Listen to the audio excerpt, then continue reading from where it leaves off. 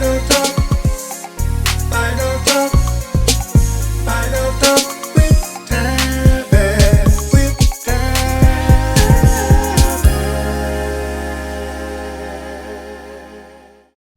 Hey there, everybody, and welcome back to Final Talk with Tavis. And I'm Tavis. This is going to be a quick video. This is just an update on my contest, the back to school contest. I want to let you know who I've seen. I think so far I have 3. If I do not call your name and you've submitted a video, please let me know in the comments down below. So far I have Steven from Value Vinyl. I have Mike from Mike Plays the Guitar 07.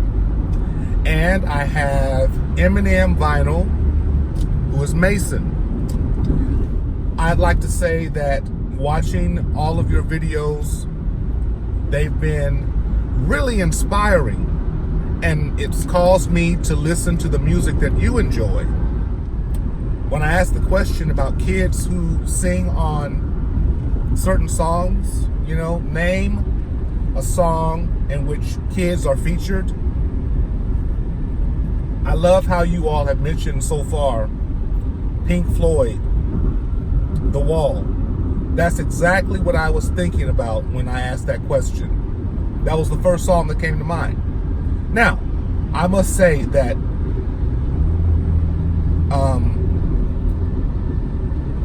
one of the songs that really hit me so far was Paul McCartney's Pipes of Peace.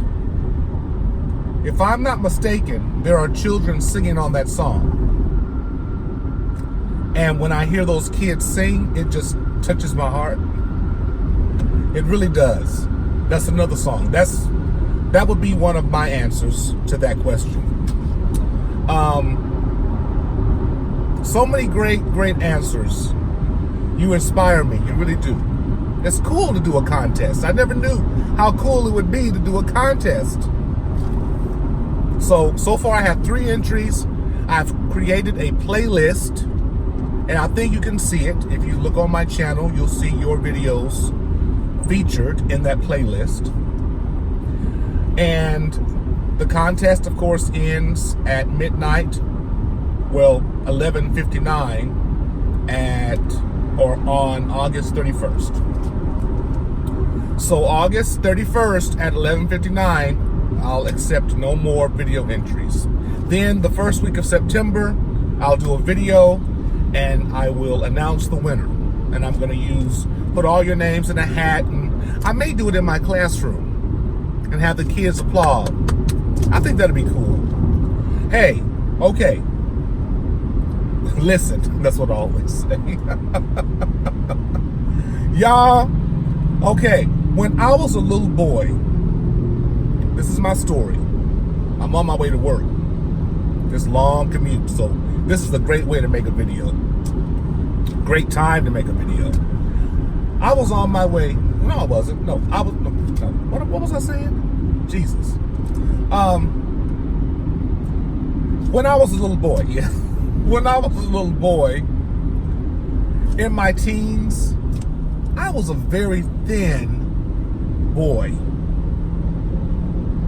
I was extremely thin, and that really caused me to have a negative image about myself. I could not help it, because after elementary school, when I entered middle school, other boys were doing physical activities, and especially in 8th grade and 9th grade, the boys were changing and I wasn't. I think the only athletic thing that I began to do was when I joined marching band. But you know what that did? That made me even more thin, because I played the drums in band. I played the snare drum, had that big harness on my shoulders, and we were marching, and I lost more weight. It just seemed like I was a skeleton in high school, middle school and high school. Then I go to college, and I become a dancer. I get involved in lots of dance. I'm lifting up girls, and we're doing ballroom dancing and all these things, and learning songs, and I become a little bit muscular in the leg area, but still I was very thin.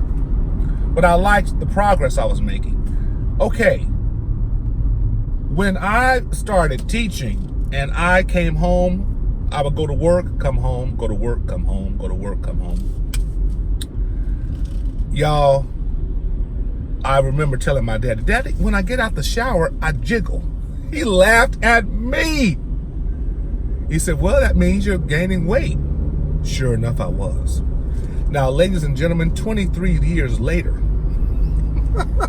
22 years later. Okay, early in my career, I'm sitting down with the kids. We're singing songs. I get up, we dance. We learn choreography. I go to the piano. I go to the chalkboard. Back then it was a chalkboard. Right now it's like a writing, a whiteboard.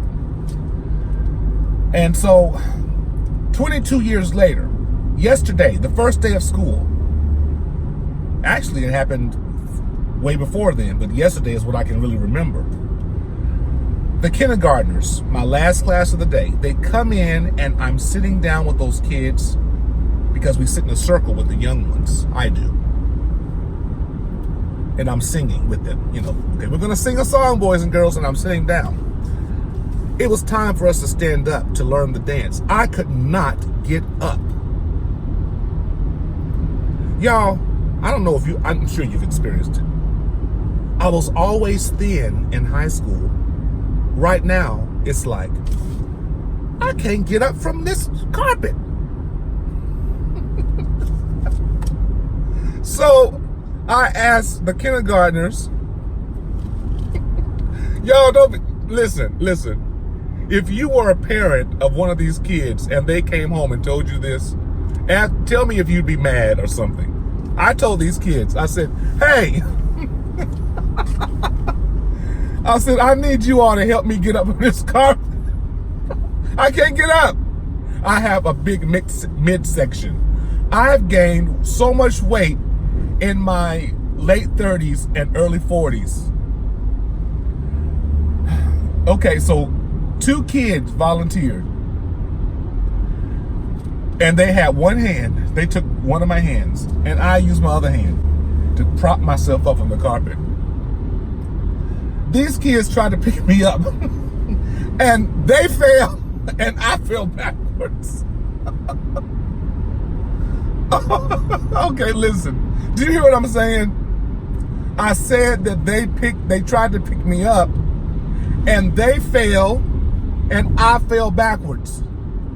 Now, I'm not obese, okay? But it's just that my midsection is causing some issues. Y'all, I love to eat. I just love eating. And I remember when I was in high school and stuff, and I told Daddy and my mama, I said, listen, when I get older and if I happen to gain weight, I'm not gonna say nothing about it, because I had such a negative vibe about myself when I was a young boy. When I was a boy, I just felt so bad about myself. Y'all, I would put 2 t-shirts under a long sleeve t-shirt so that it could seem like I had some type of bulk in the chest area. I did not enjoy physical activities like lifting weights. The only thing I did, like I mentioned, was I was in marching band. So I'm gonna start lifting weights.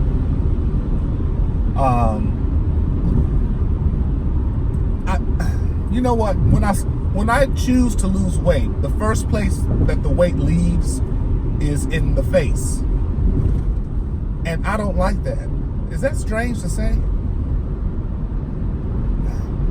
I want it to leave from my belly. Everything else can stay, but just don't take my face fat. I like that. Just get away from here. In the belly. Those kids fell down, y'all, and they laughed the kids that failed, they didn't hurt themselves. We just laughed. But I got up. So now I'm using a seat. When the kids sit down, I use a seat. Y'all, that's just amazing. And one more story. This is a quick video. One more story. You know, I have my turntable there, and the kids, they're like, the kindergartners, they love to do the song called The Freeze. And it's from, you can listen to it if you like to. If you have children, this is a fun song. The song is from Greg and Steve. It's called The Freeze. You can find it on YouTube. But I just so happened to have the record, so I couldn't find my computer to put it up on the screen from YouTube. So I said, let me get the record right quick. So I put the record on the turntable, and one of the kids said, Mr. Minter, what's that big black CD? I said, this is a record. What's a record? And so, look, I couldn't go into detail with these small children. Now, the big kids, they understand because their parents tell them. So, for example, I had, like I told you in my previous video, I had Janet Jackson's Rhythm Nation with me. So they saw that album, and a few of them were like, Mr. Minter, you got Janet Jackson. My daddy got that. So, they're telling me what their parents have. And their parents are probably in their late 30s, early 30s, 20s probably. So I say, yeah. And so I start playing the song, I Miss You Much. And they just start, I give them like 3 to 5 minutes to just dance and just be free for a little while, then we get back to work. We turned that place out. I had that vinyl playing, and I had it connected to my Bluetooth speaker. And they were just like, some of them were like, how in the world is the music coming from the black thing and then coming to the Bluetooth? That is a whole lesson within itself. The science of music coming from vinyl, and the needle is projecting the music to a speaker. That is so scientific. I would love to teach that lesson, but to me, it's still something that's hard to understand. I would love to go to a business where they make vinyl records and see the process take place. I would just love to do that. You know what? I'm going to make that a goal. I want to go to a vinyl making business, and I want to see the vinyl making process. It's so long and drawn out, but I want to see that so bad. And then I can bring that experience to the kids. Because sometimes I can't even answer their questions. I just can't. Mr. Minter, how does that? Well, I tell them a little bit of what I know, but it's still foggy. And so I want to learn. Well, heck, I don't even understand the process of a CD. I just put the CD in and play it. That's still a mystery. I tell you, there are some smart people in this world. I hope I'm talking to somebody who knows what I'm talking about. Do you understand what I'm saying? The worst format ever for music was the 8-track. Now, I know people probably disagree, but it takes you forever to get to a particular song. I used to hate it. My dad had this 8-track, or my mom had an 8-track of some gospel record, and there were certain songs I wanted to hear, and I couldn't hear them because we had to wait for the 8-track. We had to wait for certain songs to end, then go to the next track of 4 or the next track of 2. It was awful. And I just so happened to see some 8-tracks at some thrift stores, and I said, the heck with you. You all have a great day. Live victoriously, have fun, live your life. I'm about to teach these kids today, the second day of school. It was chaos yesterday. Oh my God, but it was fun. but it was chaotic. I could tell you some stories from previous years. This was pretty smooth. It ran pretty smooth yesterday. But as always, with music, be inspired and stay inspired.